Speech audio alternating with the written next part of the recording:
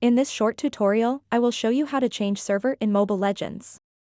Changing the server in Mobile Legends is a quick and simple process that can be done in just a few easy steps. To get started, tap on the profile icon at the top left corner of the screen.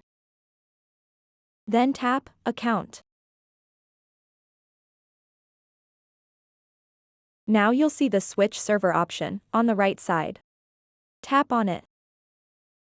Now you'll see all the available servers. Tap on any server you like and then tap Switch Server.